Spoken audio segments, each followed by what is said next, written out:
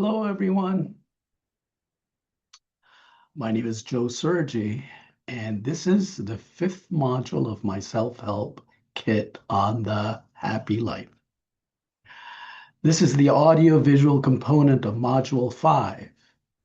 For more detail, you could read the script version of this module from Michael's website. The title of this module is Horizontal Spillover. Again, let me repeat, horizontal spillover. What does that mean? So what is horizontal spillover? Horizontal spillover refers to the effect of satisfaction or dissatisfaction of one domain on a neighboring domain. For example, work satisfaction or dissatisfaction spills over into the family domain, thus influencing satisfaction or dissatisfaction with family life. There's much evidence in the quality of life literature to suggest that emotions, feelings in one life domain do indeed influence feelings in another domain that is not superordinate or subordinate, but is on the same plane in the overall hierarchy of domains and concerns. For example, we may address spillover between financial and family domains and family and work domains and so on. The family, work, and financial domains are considered subordinate to the most superordinate domain, which is life overall. Within the family, financial, and work domains, we may have sub domains referred to as life events. Normatively speaking, one can argue that spillover can be induced from positive life domains to less positive ones to increase overall life satisfaction or decrease life dissatisfaction. Spillover of negative affect is dysfunctional or maladaptive. Positive spillover, on the other hand, is adaptive when we consider that the ultimate goal is to enhance the positive valence of important life domains. So this is because increasing positive feelings in important life domains enhances subjective well-being by allowing bottom-up spillover from those domains to overall life.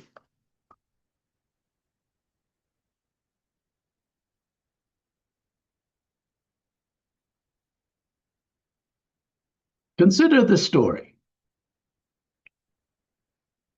John is a middle-aged stockbroker. His wife thinks he's going through a midlife crisis. He is unhappy with his career and complains that he has invested so much of his life in a career that he has no passion for. The teaching profession fascinated him throughout his childhood. He admired his teachers and wanted to grow up to become a teacher. Back in college, he befriended several fraternity housemates who were all business majors. They all talked about, business and the stock market. He also met his future wife in college. Her name was Samantha, and she was a marketing major. He always thought that she was the ultimate consumer.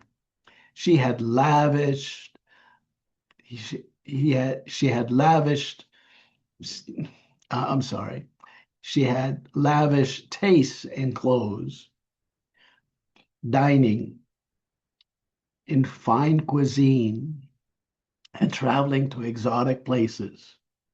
Samantha was mesmerized by this prospect of mingling with the rich and the famous.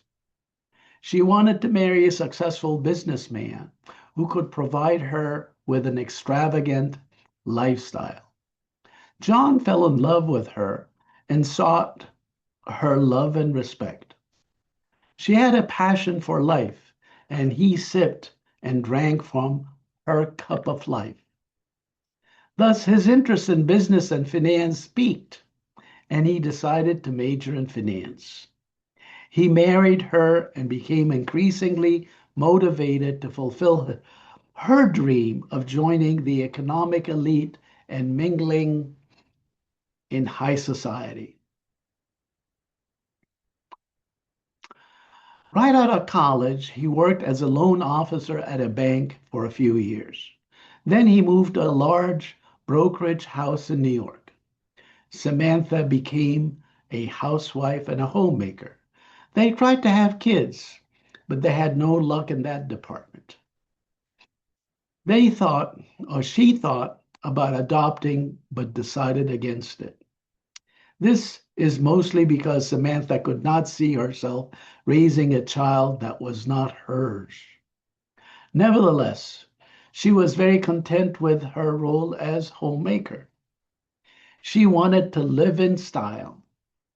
John went along with her vision for life. He remembers the day he came home and told Samantha about the prospect of taking a high salary position at a large brokerage house in New York. Samantha was thrilled, absolutely thrilled. She thought that moving to New York was a great move. She did not mind the move at all. Leaving friends and family behind was a small price to pay. He felt wonderful the first year when the family moved to New York. He worked hard to realize Samantha's dream, and he felt quite happy knowing that he had his wife's love, respect, and approval. But then things got rough. The pressure of making money was onerous. His colleagues at work were like sharks. He felt that they were constantly stabbing one another in the back. The culture at the office was everyone is looking out for number one. The goal was to sell as much as possible because of the high commissions they were making on new and large accounts. Life at work had become very stressful. His job demanded more time, and he spent less time with his family. Most importantly, his social life dwindled to a halt. He felt he had no friends and no social life to speak of. The few social get together were job related. John is now middle aged and is questioning whether he chose the right career. Did he embark on the wrong path in life? He wanted to become a teacher. This was his passion. Now he finds himself alienated from his job, family, colleagues, neighbors, and community. Life now seems meaningless. His marriage to Samantha has reached a boiling point. Arguments lately have been quite heated. He blames Samantha for selling his soul to the devil. He feels angry and embittered. He has been thinking of divorce. Recently, he ran into an associate from work, Tom. Tom was a college administrator of an executive MBA program. They started a conversation that made John excited about the prospect of becoming an adjunct faculty member in that program, teaching a course or two in finance. After a couple of days, he called Tom to explore the possibility of teaching a night course in the executive MBA program. Lo and behold, Tom responded positively. It just happened that he was looking for someone with the experience and background John has in financial management. Thus, John became an adjunct faculty teaching a night class in financial management. He now feels much better about life.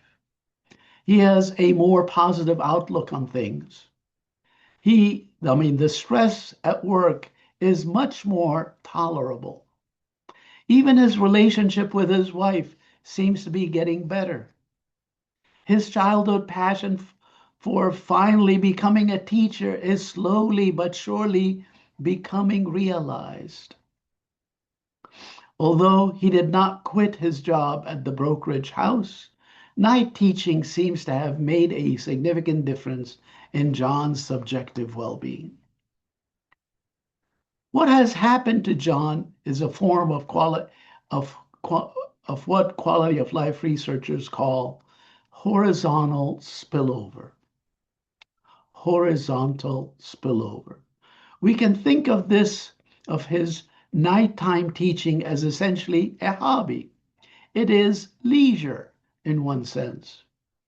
The positive emotions he experiences in his leisure time are spilling over into his work life, making his job less stressful. His satisfaction with teaching is also spilling over to his family life, making his relationship with his wife more bearable.